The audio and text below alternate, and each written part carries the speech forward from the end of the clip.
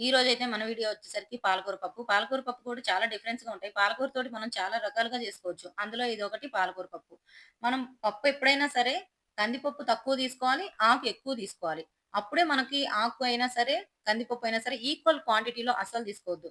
కొంచెం పప్పు తగ్గించి తీసుకున్నామంటే ఆకుకూర కూడా టేస్ట్ అయితే పెరుగుతుంది. కొంచెం గ్రేవీగా కూడా తీసుకోవాలి. మనం పాలకూరని ఎన్ని రకాలుగైనా తీసుకోవచ్చు. నేను ఆల్రెడీ వీడియోలు గూడా చాలా వీడియోలయితే పెట్టాను. పాలకూరతోటి, పాలకూర పకోడీ, పాలకూరతోటి డిఫరెంట్ ఐటెమ్స్ అయితే నేను వీడియోస్ కూడా పోస్ట్ చేశాను. ఆ వీడియో అయితే ఈ వీడియోకి లింక్ ఇస్తాను. పాలకూర పకోడీ గాని, దీని తర్వాత ఇంకొక ట్యాగ్ అయితే ఉంటుంది. ఆ ట్యాగ్ గూడా ఓపెన్ చేసి చూడండి. పాలకూరతోటి డిఫరెంట్‌గా అయితే చేసి పెట్టాను నేను.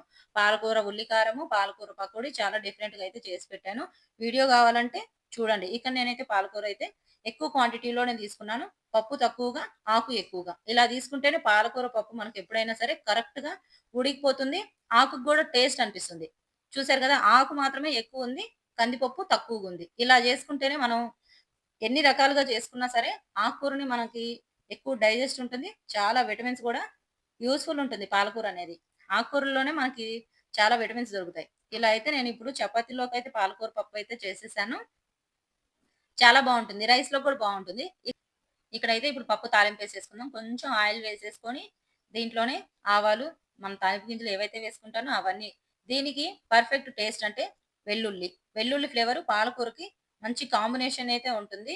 వెల్లుల్లి వేసుకొని తాలింపేసుకున్నామంటే పాలకూర పప్పు ఎక్సలెంట్ అనమాట.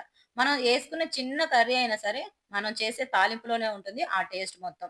ఇలా గాని మంచిగా గార్లిక్ వేసుకుంటే ఫ్లేవర్ అయితే పాలకూరకి కాంబినేషన్ బావుంటుంది. ఇలా ఎండుమిరపకాయలు కూడా వేసేసి, కరివేపాకేసేసి, మంచి తాలింపయితే పెట్టేసుకొని, కొంచెం మనకు వాటర్ కావాలంటే వాటర్ వేసుకోవచ్చు. తిక్కుగా కావాలంటే తిక్కుగా వేసుకోవచ్చు.